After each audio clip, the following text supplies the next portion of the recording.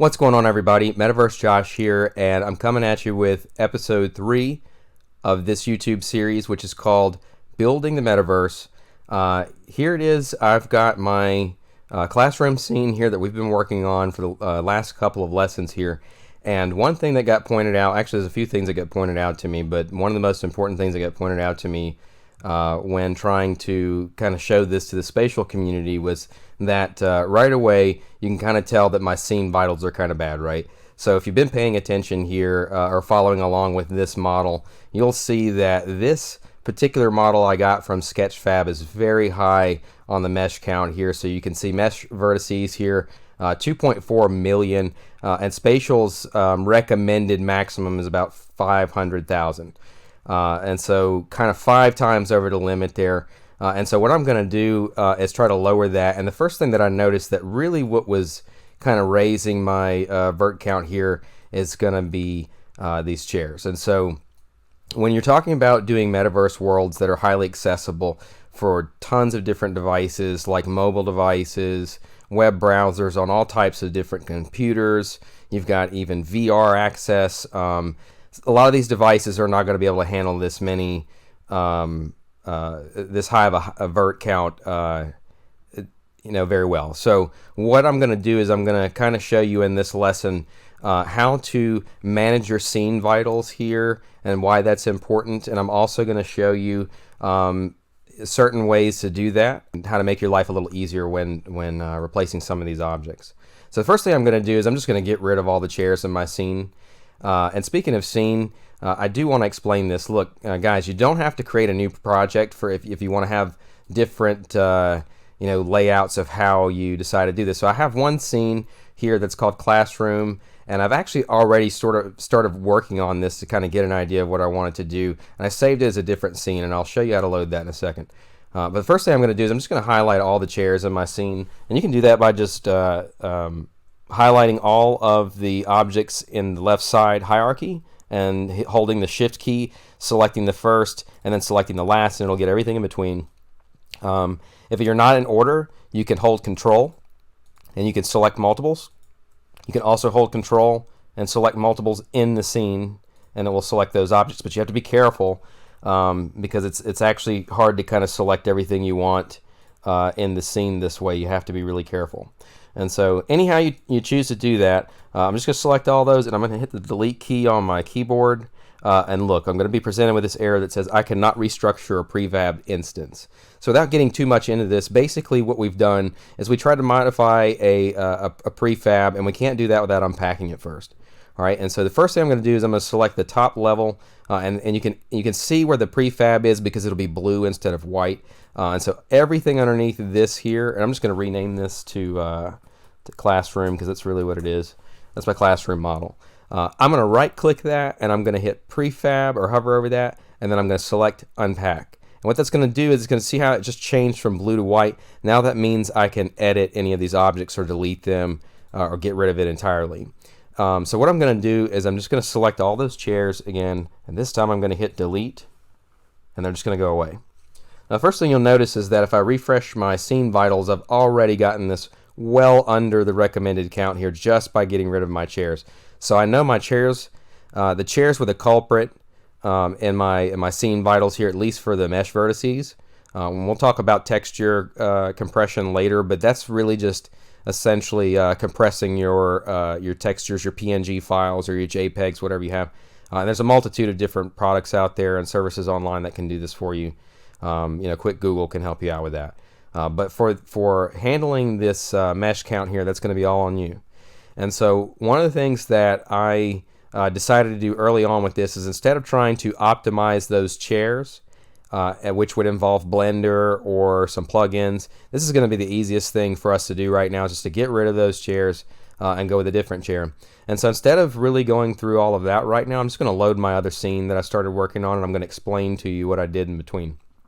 So I'm going to go to Open Scene, go to my Scenes folder, and all I did was I just hit Save As, and I saved my scene as a different scene once I started modifying it. So I'm going to go to the Optimize scene. I'm not going to save any changes I just made. And here you'll see I have this classroom with no chairs, and I actually hid my left side chairs that I made, and I'm going to show you how to do just what I did here. And as you can see, on this new set of chairs, it's a low poly chair, which means a whole lot less polygons are going to be used. And instead of having just a whole lot of chairs in here, I decided to go with one chair per power outlet, as you can see here. So that kind of makes sense for this scene. And so this particular chair, all I did was I just went to Sketchfab and searched for office chair low poly. That should give us just filter by downloadable. And so this is the one that I found that I kind of liked for my scene. And so if you're following along, you can grab, I'll put this model, the link to this model in the description of the video. You can go ahead and download this model, but I've already downloaded this model and I've extracted it. And the first thing I'm going to do is I'm going to show you what I did to create the first chair. So what I did was first I created a folder inside of my assets root here, and I call it low poly chair. Inside of there, I exported the contents of my downloaded model. And so inside the source, you'll see this chair with the sort of plain base that came underneath it. And I don't want that, and so I'm going to show you how to rebuild this model where it can be usable. So I just sort of put it in my scene for now. And one of the things I want to do first is just go ahead and unpack that prefab just like we did earlier. So we're going to go right click prefab and then unpack.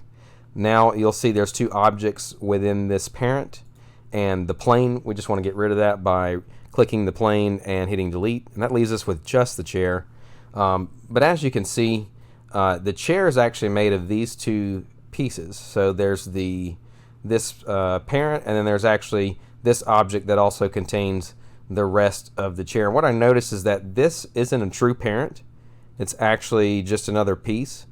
So what I did was I selected all the rest of these pieces and I just moved them up one level.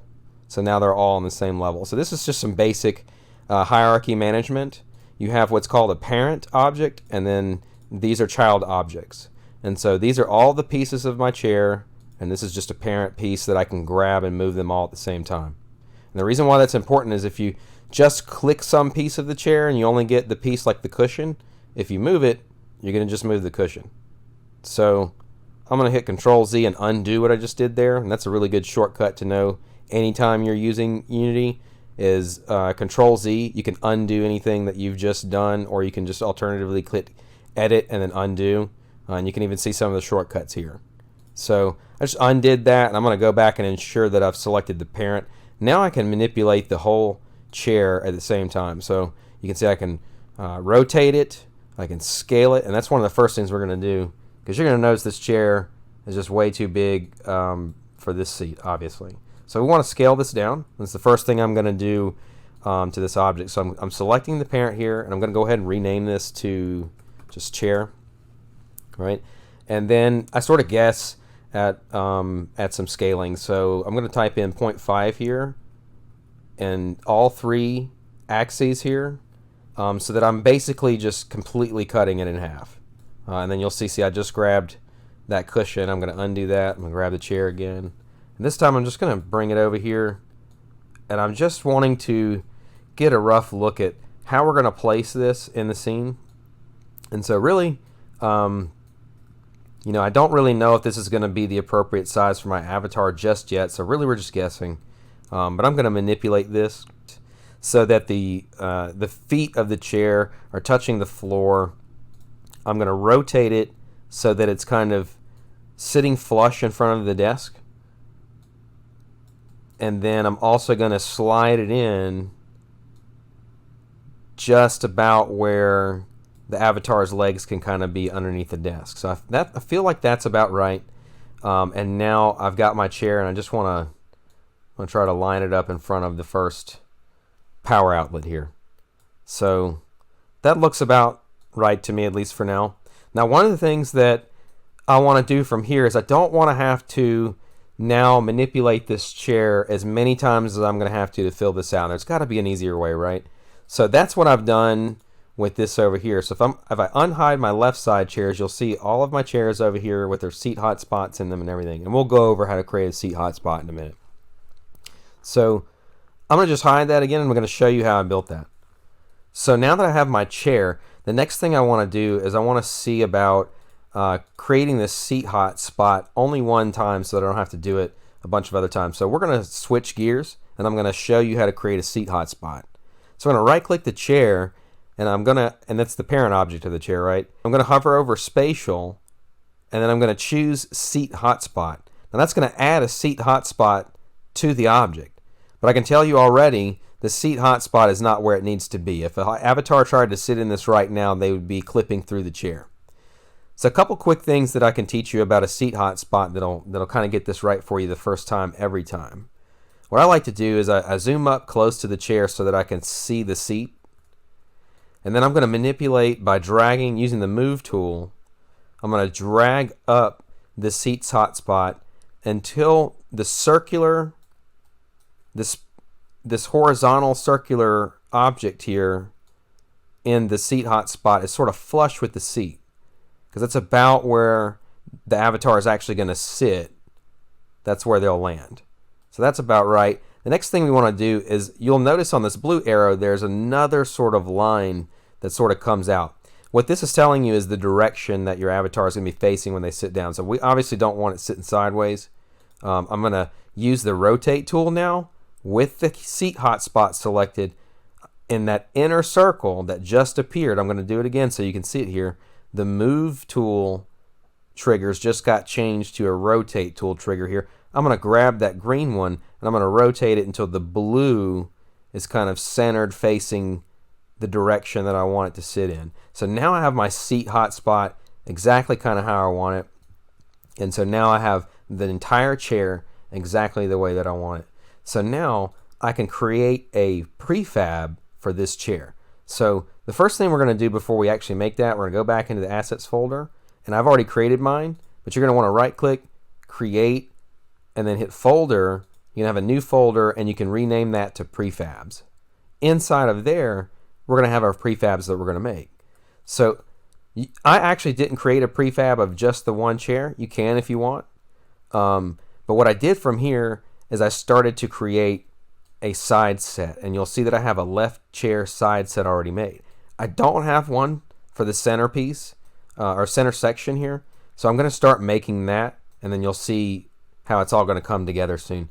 So let's go ahead and collapse the chair so we can kind of make this manageable. I'm going to select the chair. I'm going to hit Control C or copy, which you can also do by edit and copy, or you can right click and copy. But you're going to copy and then you're going to paste, and it may move it down here. And what we're going to do, I'm actually going to collapse that too. I want to keep my chairs together. So now that I've got two chairs, what I'm going to do is I'm going to hold shift and select both. I'm going to right click and I'm going to create an empty parent. So what that's going to do is create an empty parent object with both of these chairs in it. And I'm just going to click that one time so I can rename it. And we're going to call this center chair set. And now that we have the center chair set made, I have two chairs, and I'm just going to move one out of the way a little bit. So now you can see we have both chairs, and I'm going to try to center this one up as close as I can to this power outlet here. And now I have two chairs where they need to be. And I can just keep doing that until I've got all four of my chairs in the front row sort of situated where I want. And now that I have all four of these chairs here, it's time for me to create a prefab. So what I want to do is I want to select just the center chair set, and you'll see just like I have a left chair set, I'm going to just drag this parent object down into my prefabs folder, and it's going to create a prefab for me for the center chairs. Now what does that do? You can double click your prefab, and anything that you do in the prefab, it's going to replicate that out anytime you use the prefab in your scene. So we're going to go back to the scene here. And you'll see that I have my first prefab here. I can copy and paste it into the scene. And just like I have a left side chairs, I'm going to make another parent for these sets. And I'm going to call it center chairs. And now that I have two sets of chairs for the center, I'm going to grab one set and I'm just going to move it back. And as you can see, I quickly have another set of chairs for my second row. But if you also look down here, they're on a different height level, and so simply moving them back is not enough. I'm also going to have to raise them up a tad.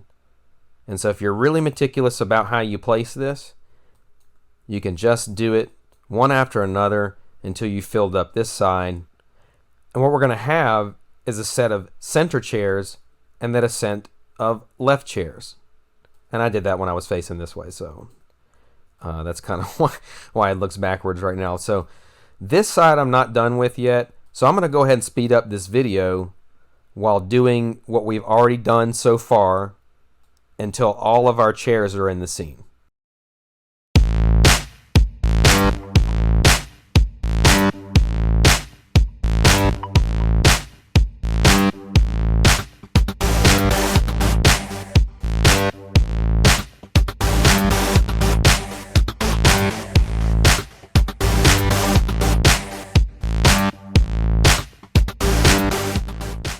Now here I have all my chairs on my center side, and the last thing I want to do is I want to go ahead and create a prefab for my center chairs.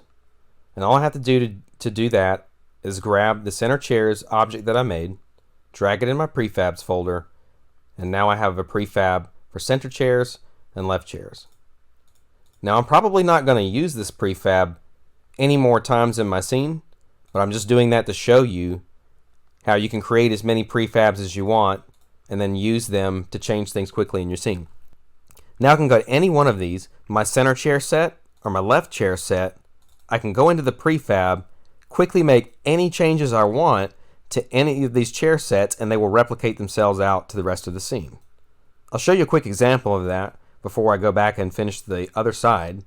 And one of the things I want to do is I want to just edit this material so that it looks more like a piece of metal. And so right now, those materials, I can't even edit them because I haven't exported them yet. So just like in my previous video, we're going to actually export the material for this model by going to Assets, then our low poly chair, our source, then we're going to go to the source model and extract the materials. So inside the low poly chair folder, we're going to create a new folder, call it materials, and then select that folder. Now you might just be going, well, hold on, what just happened? Now because I extracted these materials after I put this into my scene, I've lost the material on the object. Had I put this into the scene after I did that, I wouldn't have this problem. So the way that you fix this would either be to re-import the object into your scene by simply dragging it, or I can just fix them in place. So since I made my prefab, it's actually going to be pretty easy. So we go to the object, the chair itself.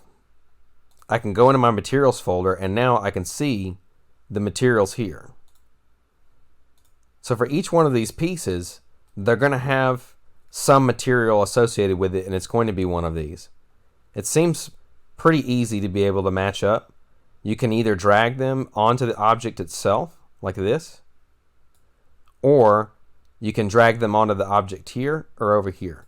Sometimes I like to get a visual of when I'm doing this, and so I'm just going to do it this way because I know which pieces are what by looking at them. And so I've got the cushions here, top and bottom.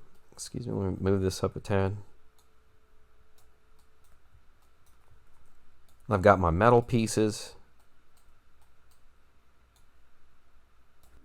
Now that I kind of have this chair the way that I want it, I'm going to just replace these other pink chairs with copies of this one so I don't have to redo that. So I'm going to select this chair, and it's this one here. I'm just going to copy and paste it over the other chair here, and it doesn't have to be perfect because again we just kind of eyeballed this in the first place, and so I'm actually going to collapse all these chairs to make this easier for me. Delete that one, and again we're just going to copy the chair, paste it over the existing one.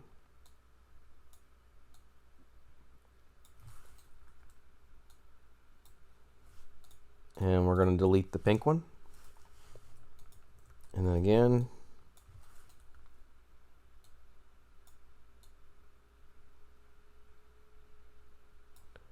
And we're going to delete the pink one. And so now we have all of our chairs textured in the prefab, and they're materials that we can modify here. And so now one of the things I want to point out quickly is that I would not have had to replace these chairs had I created a prefab for the single chair in the beginning, which I chose not to. But the reason why I did that was so that I could show you also how to replace or modify multiple objects within a single prefab. So it doesn't have to be one chair, it can be a set of chairs or other objects, but as long as you have a prefab for whatever group of things that you want to change at one time, you can modify them here.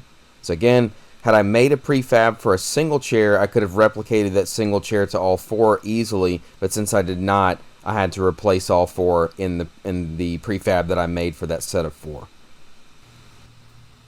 And now what I'm going to do is I'm going to just select that metal material inside of my materials folder, and I'm going to start manipulating this. So the first thing we can do is I'm just going to change this to sort of a black color, and you can see that it's sort of flat and dull here, but I'm going to slide this metallic slider up, which is going to give it a more metal look, and then we're going to give it a little bit of smoothness, and that's kind of what I want.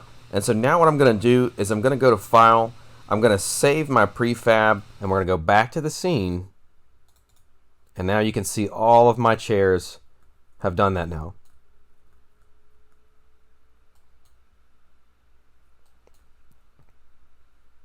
So now let's go back to my left side chairs, and I'm going to unhide them.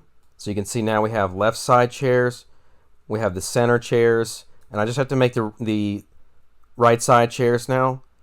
So I'm just going to speed up through that part of the process just to get us to the next part of the video.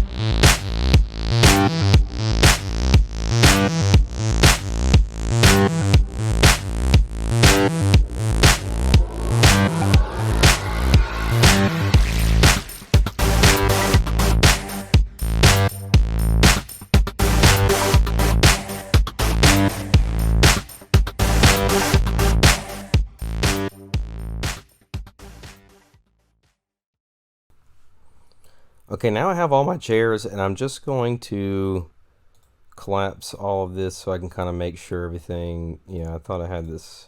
I'm going to make a new parent for these chairs here.